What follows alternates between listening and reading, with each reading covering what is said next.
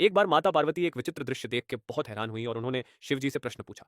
उन्होंने देखा कि आधी रात एक महल में आग लग गई। आंख वाले लोग बाहर निकल गए। एक अंधा आदमी भी उसी राज्य महल में था। वो द्वार द्वार टटोलने लगा, बाहर निकलने का मार्ग पूछने लगा, लेकिन सभी द्वार बंद थे। सिर्फ एक द्वार खुला था। बंद द्वारों के पास हाथ फैलाकर उसने खोजबीन की, वे बंद थे। वो आगे गया, हर बंद द्वार पर उसने श्रम किया, लेकिन द्वार बंद था। आग बढ़ती चली गई, जीवन संकट में बढ़ता चला गया।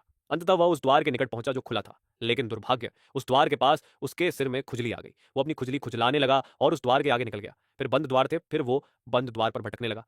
मां पार्वती ने पूछा, हे प्रभु, ये बेचारा कैसा अभागा है?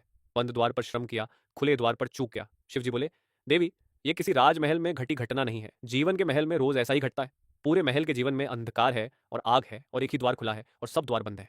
और बंद द्वार पर मनुष्य इतना श्रम करता है जिसका कोई हिसाब नहीं, और खुले द्वार के पास छोटी सी भूल और चूक जाते हैं, और ऐसा जन्मों जन्मों तक चलता है।